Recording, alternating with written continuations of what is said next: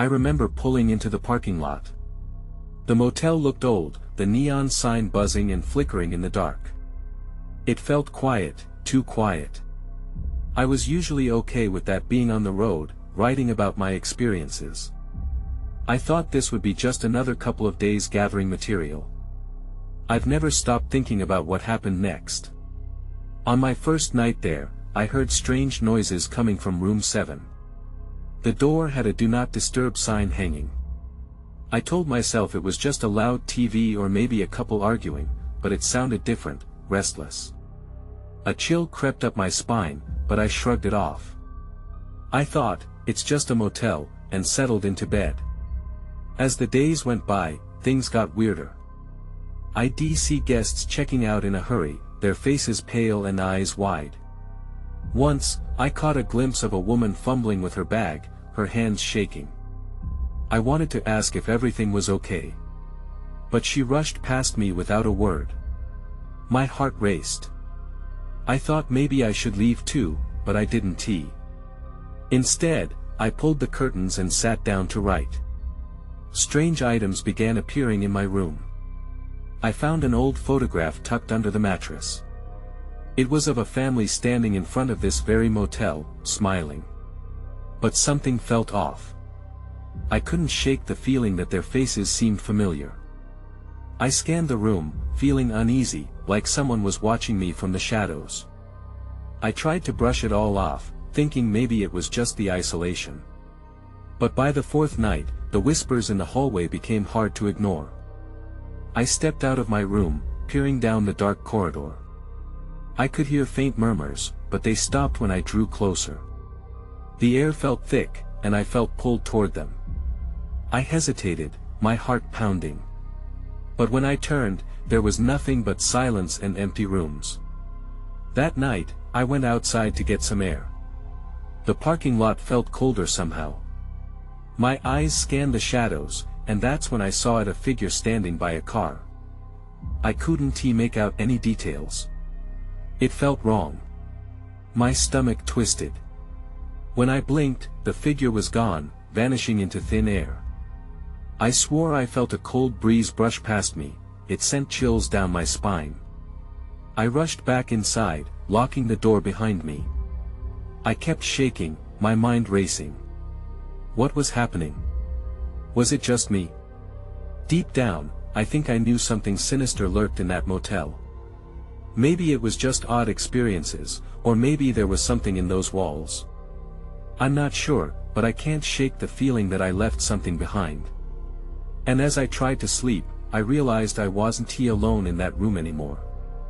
The whispering had returned, this time louder, filling the darkness. I lay there, frozen, every noise around me now felt charged with tension. There in that motel, I understood something dark had wrapped around my very essence. I never found the courage to check out the next morning. I stayed, waiting for whatever would come next. The sun rose over the motel, casting long shadows across the parking lot. I felt an urge to escape, but something held me back. I thought maybe I could find some answers. Maybe clarity was just around the corner. I grabbed my notebook and pen, taking a deep breath before stepping outside my room. I wandered to the front desk, hoping to talk to the motel manager. The lobby was empty, but I didn't want to look too eager. I looked around, taking in the faded decor and dusty magazines stacked on a rickety table. My stomach churned. The silence felt oppressive. Then, I saw her, the woman I had glimpsed in a panic the day before. She stood by the door, looking tense, her eyes darting around like a frightened animal. I approached her slowly, my heart pounding. "Are you okay?" I asked, trying to sound calm. She looked at me, her face pale. "You shouldn't stay here," she whispered, glancing over her shoulder as if someone was watching. "They don't let you leave." "What do you mean?" I pressed, feeling that familiar chill creep back. She shook her head, eyes widening. "You have to go. Now." Before I could ask anything else, she rushed out the door, leaving me standing in the lobby, my pulse racing. I didn't know whether to follow her or retreat back to my room, but my instincts told me to investigate. I headed outside, scanning the parking lot for her. I didn't see her anywhere. But then my attention shifted to room 7, the one that had caused me so much unease. The door was slightly ajar, shadows spilling from inside. I felt a pull toward it, a strange curiosity mixed with dread. I took a step closer, heart racing. The whispers from the night flooded back to me, echoing in my mind. Against my better judgment, I pushed the door open. Inside, the room was dark and musty. The curtains were drawn tight, creating a shroud of gloom. I stepped inside cautiously, every creak of the floorboards felt like a shout in the silence. My eyes were drawn to a small table in the corner. A dusty lamp, flickering erratically, illuminated an old journal lying open. I approached it slowly, my breath hitching in my throat. The pages were filled with scrawled writing, frantic and hurried. A chill shot down my spine as I read the words, desperate and fragmented. They're here. I can hear them. Can't trust anyone. Suddenly, the whispers escalated to a harsh crescendo, filling the room like a swarm of bees. I stumbled back, terror coursing through me. I spun around to leave, but the door slammed shut as if held by an unseen force. That's when I saw a figure emerging from the shadows, slowly stepping into the light. It was the family from the photograph. Their faces were a twisted mimicry of the happiness in that picture. They looked haunted, pleading. I backed away, panic setting in. I could barely breathe as they drew closer, whispering words I couldn't understand. I was trapped. Before I could make sense of what was happening, a voice called out from the dark, "You shouldn't have come here." The world around me blurred, and I realized I was not just in a room, I was caught in a nightmare I couldn't escape. I stood frozen, the whispers washing over me like an icy wave. The family closed in slowly, their expressions twisting into masks of fear and desperation. I could feel their eyes on me, hungry for some sort of salvation or understanding. But all I felt was terror. "Get away from me!" I shouted, my voice cracking. I turned to the door, ready to pound it open, but it felt like it had turned to stone. The only thing I could do was force myself to look back at them. They were still there, their mouths moving without sound, pleading for help or warning an urgent message lost in the void.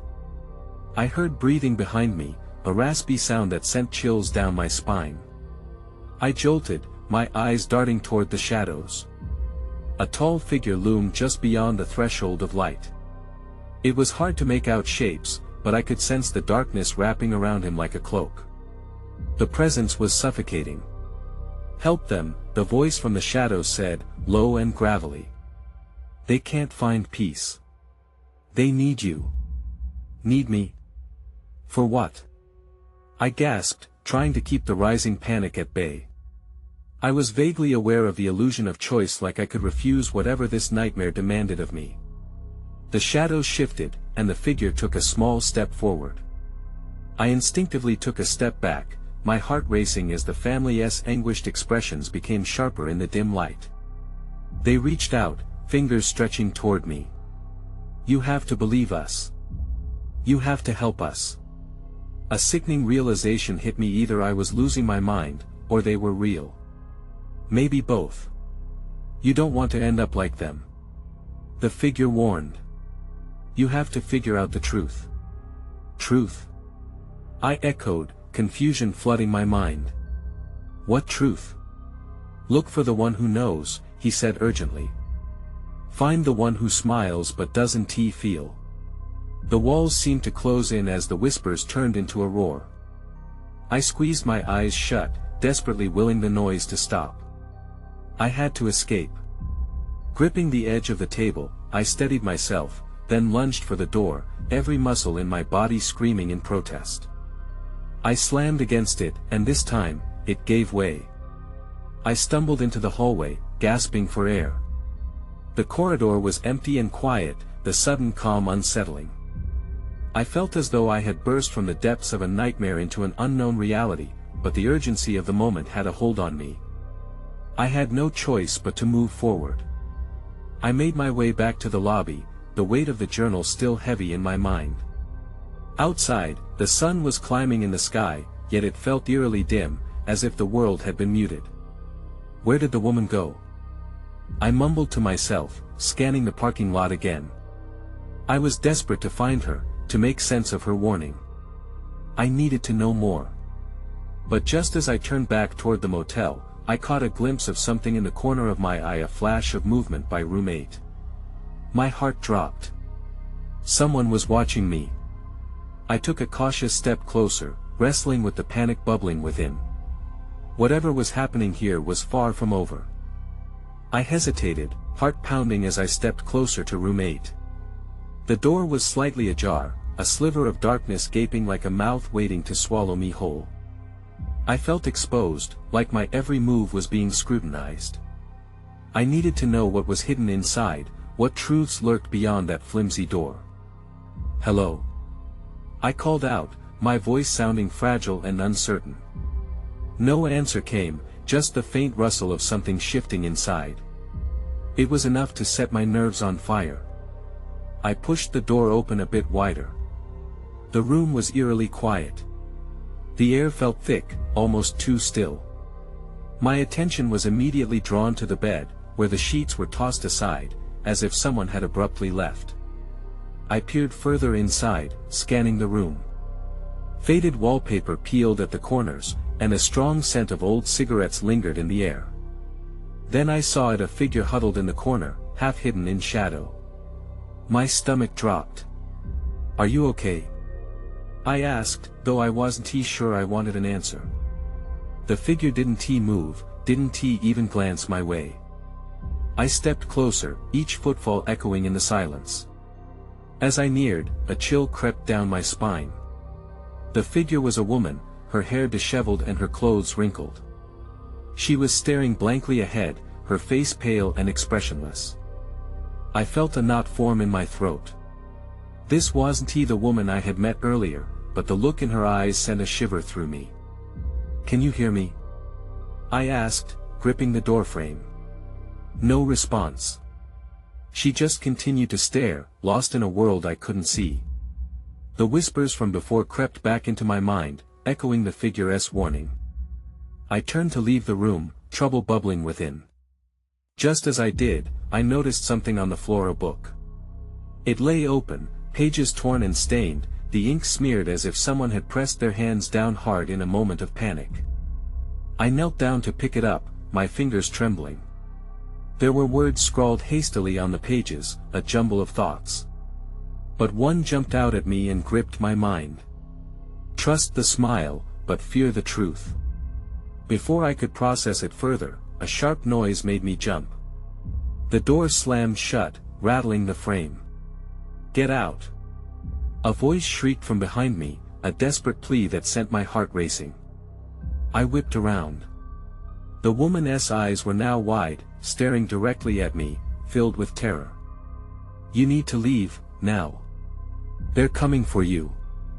Panic surged through me as I grabbed the book and bolted for the door.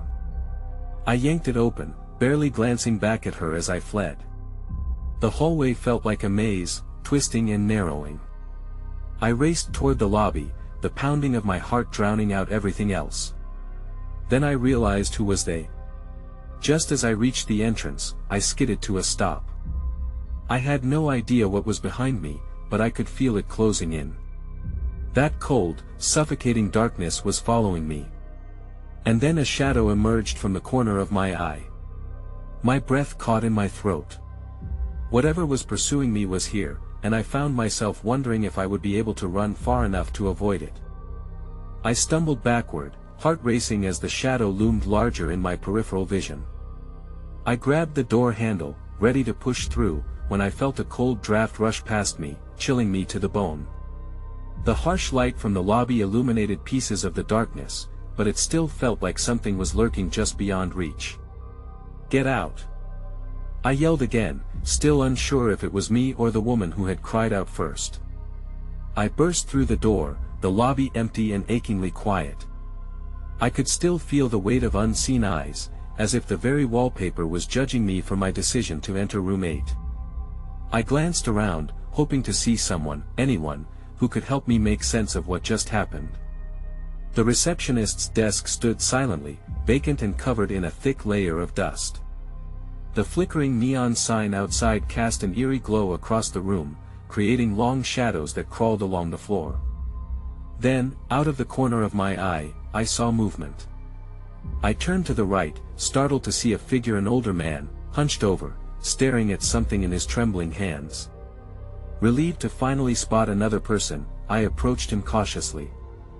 "Are you all right?" I asked, my voice strained.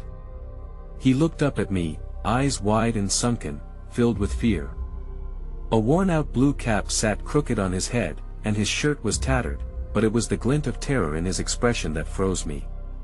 "They're coming for you, too," he whispered, his voice barely audible. "I've seen them." "Who? Who's coming?" I pressed, the urgency rising within me.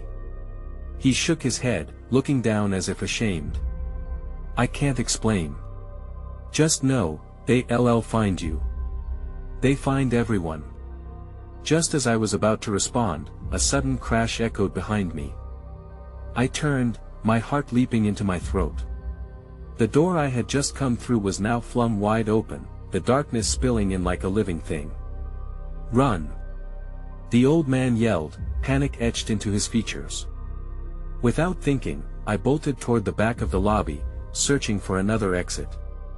The walls felt like they were closing in, and I could hear the whispers growing louder, pulling at my sanity. I dashed through a narrow corridor, hoping it led to safety. As I collided with a door at the end, I yanked on the handle, but it wouldn't budge. I pounded on it, desperate. Behind me, I heard the old man's whimpers cut through the air. "Leave me!" he cried, and I could feel something chilling creeping closer, a sense of dread wrapping tightly around my chest. That's when I noticed something on the floor at my feet, a towel, soaked in dark liquid, almost black. I knelt to get a closer look. Whatever it was freshly spilled. The cold realization hit me, I had to get out right now. I barely had time to process the mess when a figure loomed in the doorway. In that moment, the memory of the woman from room 8 flooded back to me. My heart pounded, and I braced for the worst. I could see it now, I was not alone here, and my escape would come at a price. The figure in the doorway stepped forward, the dim light casting a long shadow that swallowed everything behind it. I caught a glimpse of its face, pale, eyes wide and unblinking, with something unsettlingly familiar. I felt as if I'd seen this person before, perhaps in a dream or some twisted memory. "Please," I whispered, my own voice trembling. "I don't want any trouble." "What a pity," the figure replied, its voice smooth and cold. "You're already in it." With a sudden rush of adrenaline, I pushed against the door, but it remained stubbornly locked. The whispers in the lobby crescendoed into a chaotic symphony, each word laced with dread. I couldn't tell if they were coming from the figure or if they were echoing from some unseen depth of the motel. Panicking, I turned and scanned the walls for another escape route. My heart raced. "What do you want?" I shouted, the bravado a poor shield against my fear. The pale figure took one step closer. I could see it now, the worn fabric of its attire, almost like it had been living in the shadows. "They want what you carry," it said, pointing at me with a skeletal hand. "What are you talking about?" I spat, feeling angry and vulnerable all at once. Whatever was happening here, I needed answers. But all I got in response was a slow, eerie smile that revealed too many teeth. Suddenly, the old man's voice broke through the whispers. "They hunt for souls," he yelled, though I couldn't see him anymore. "The darkness wears them like a cloak. You have to hide." I knew I had to act fast. Shaking, I turned back toward the door. I slammed my shoulder against it, feeling the wood shift slightly, but it wasn't enough. "Get away from me!"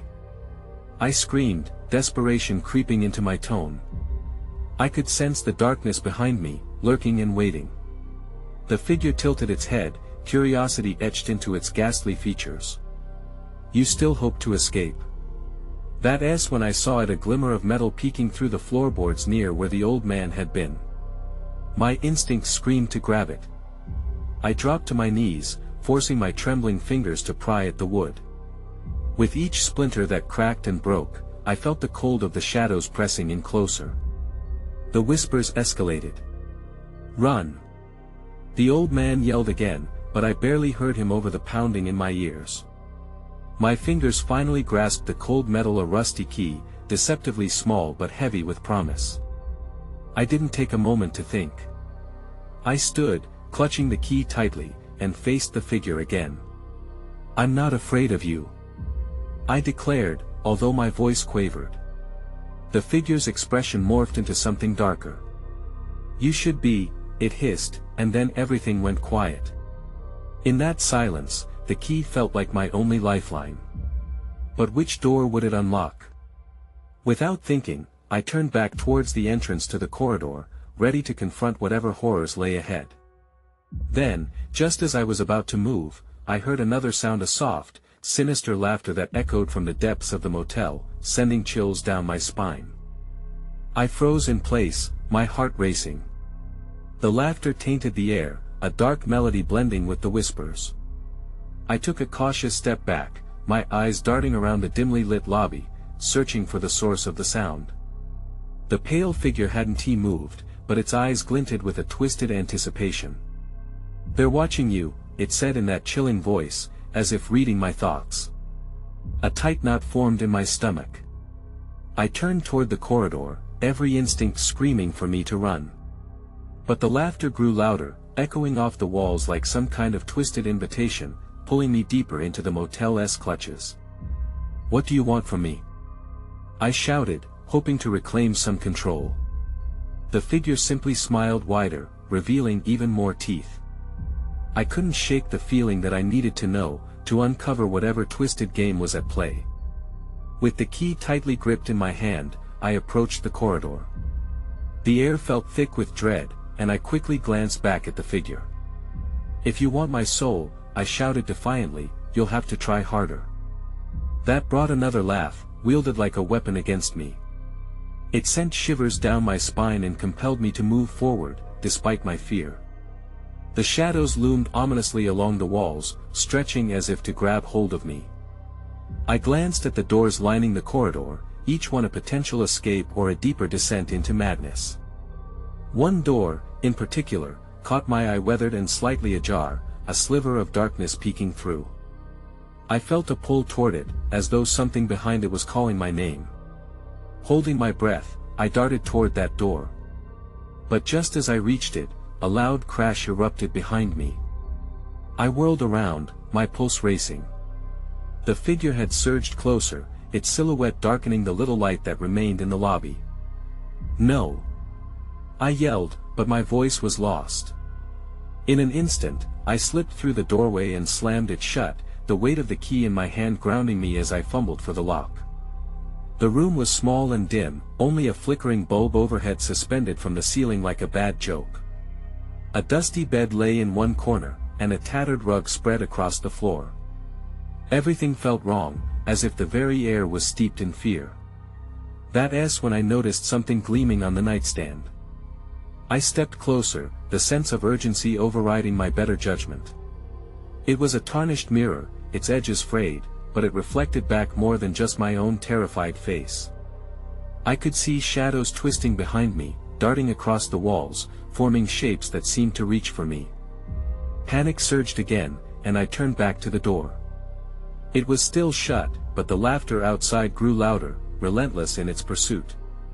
"Move! Get out!" I screamed at myself, eyeing the window when I spotted a glimmer of light cutting through the grime.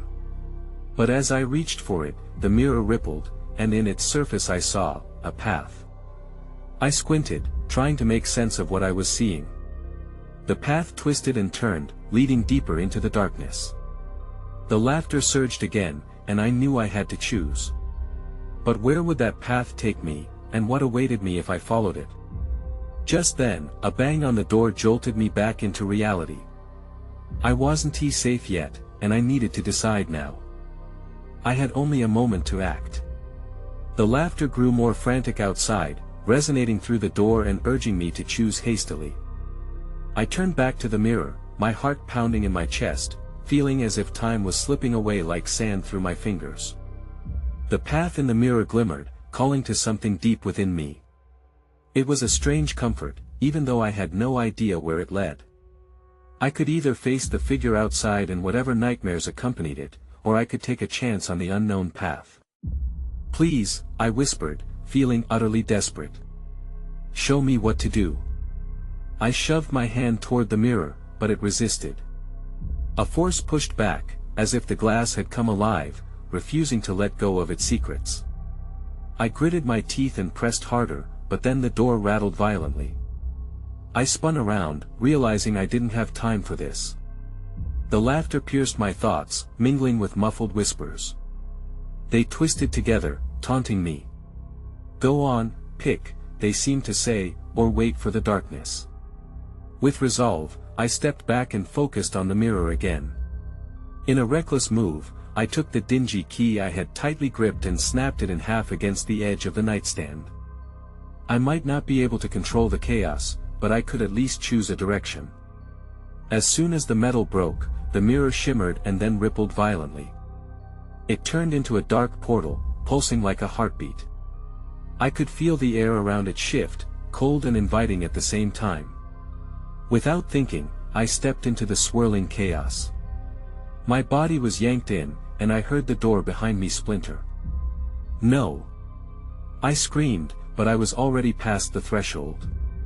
The world around me twisted. I saw flickering lights in the distance, they felt warm and beckoning. But everything else remained shadowed. My feet hit a solid ground after what felt like miles of falling. I stood up, brushed myself off, and looked around. I was on a narrow, winding path lined with trees that loomed overhead, their branches stretching out like claws reaching for my sanity. The smells of damp earth and something burnt filled the air. Nothing looked familiar, which only deepened my anxiety. I took a cautious step forward, trying to shake off the remnants of fear that clung to me. Then, a sound caught my attention, a soft, rhythmic tapping on a nearby tree. My breath hitched as I moved closer. That's when I saw it, an old-fashioned lantern, swinging gently, hanging from the tree branch. It emitted a faint glow that barely lit the surrounding darkness. With each step toward it, the tapping grew louder, now sounding distinctly like a heartbeat. The ground felt uneven beneath my feet, each step like a leap into the unknown. I reached for the lantern, hoping it might somehow guide me forward. But just as my fingers grazed the cool metal, a figure emerged from the shadows. "Are you lost?" A voice crooned, smooth and chilling, sending a shiver down my spine. I froze. My instincts screamed at me that this was a new encounter, one that could either offer salvation or plunge me deeper into this nightmare. The figure stepped into the light, revealing a familiar face cloaked in darkness. "I've been waiting for you," it said with an unsettling smile. I took a step back, heart racing once more as I realized the nightmare was far from over. My breath caught in my throat as I stared at the figure. The last time I saw that face, it was bathed in the light of home, full of warmth and kindness. But now, here, in this awful place, it twisted into something menacing. "Why are you here?" I managed to say, trying to clear the panic from my voice. I felt like I was sinking into quicksand. The figure tilted their head, amusement glinting in their eyes. "You really don't remember, do you? This is your journey." I shook my head, the brush of familiar dread prickling my skin. "What do you mean? What do you want from me?" "Let us just say," they continued, stepping closer, "I'm here to help you find the truth. It's all about choices." Something was wrong. I didn't want to believe them, but echoing laughter danced in the darkness around us. The shadows felt alive, shifting and watching. "What truth?" I asked, my voice barely a whisper. "What choices?" The figure's smile widened, almost too wide. "Every choice leads you deeper into your own darkness. But don't worry, I'm here to guide you along the way. I struggled to piece together my memories. There had been a time when this person meant something to me, someone I cared about. But now they felt like a stranger, tainted with secrets. Just tell me what's happening. I needed answers, and fast. The shadows seemed to thicken around me, closing in slowly. Answers are just a step away, they said, gesturing toward the lantern swaying in the tree. I hesitated. Touch it, and you'll see. Fear gripped me. What if it was just another trap? But what other option did I have? I could already feel the laughter pressing closer. I took a deep breath and stepped forward.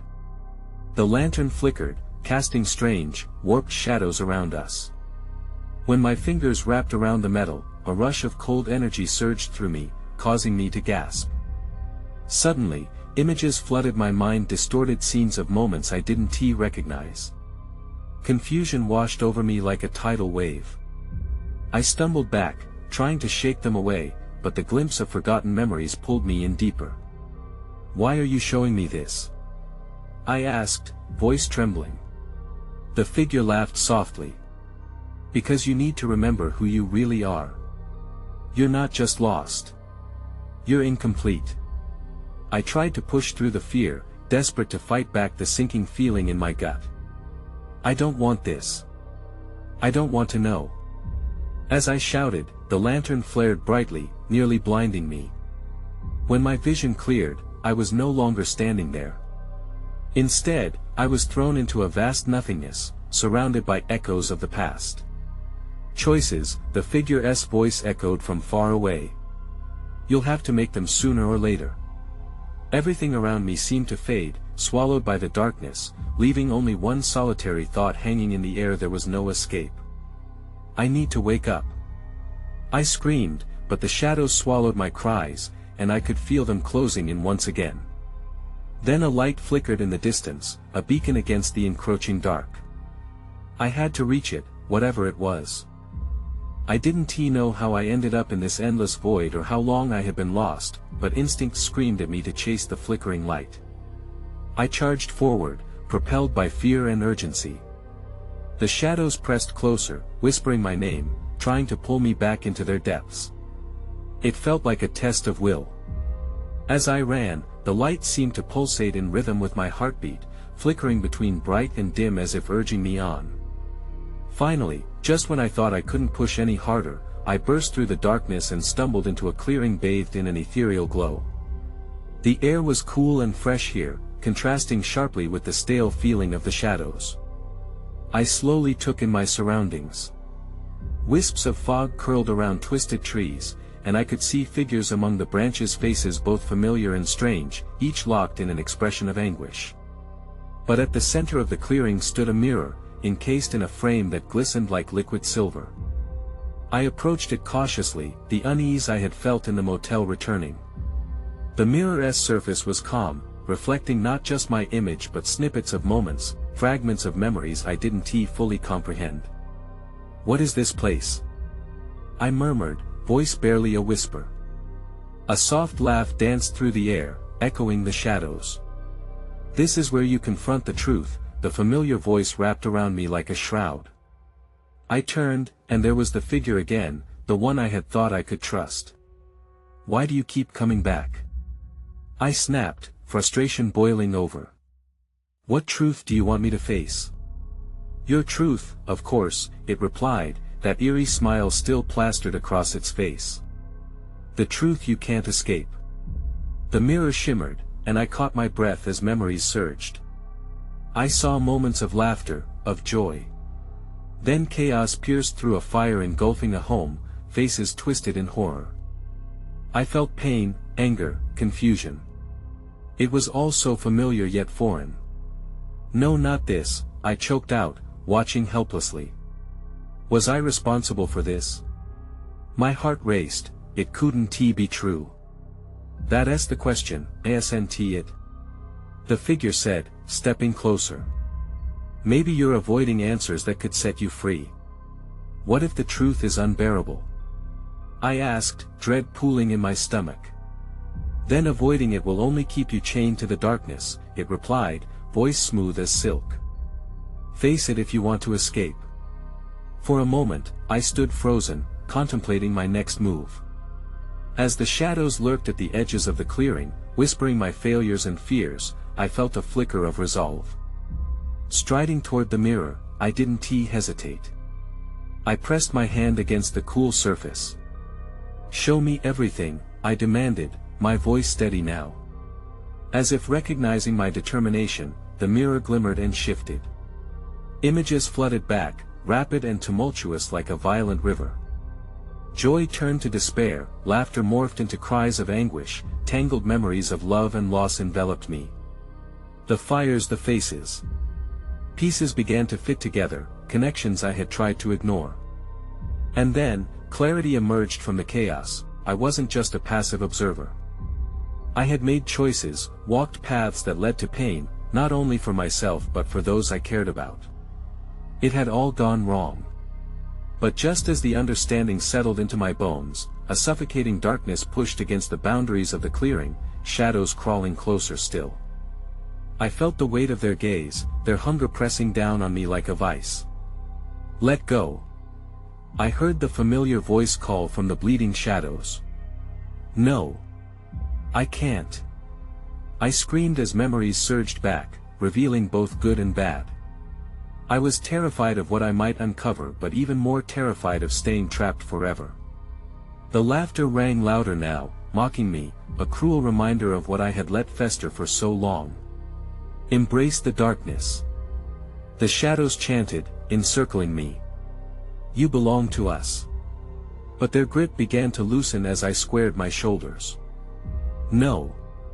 I shouted, feeling a swell of defiance. You don't control me.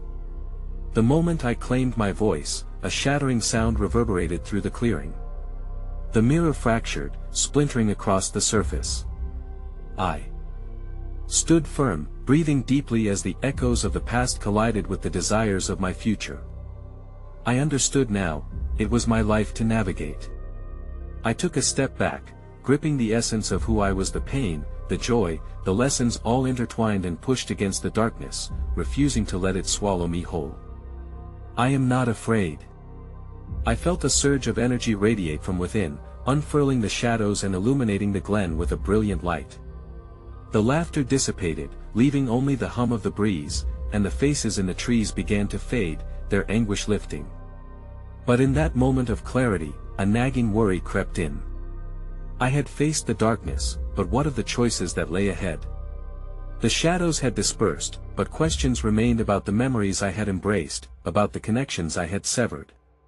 Could I navigate a world filled with uncertainty, knowing pieces of my past would always haunt me? With each breath, I felt lighter, yet the echoes of my choices journeyed alongside me, still, lingering like phantoms. As I turned to leave the clearing, a final thought brushed against my consciousness. The door to the motel remained open, just a step back, though I dared not look. I moved forward, the path ahead uncertain, yet filled with possibilities, tethering together all the dark and the light I had encountered. Sometimes it felt like a burden, but that was my truth. And for now, that was enough.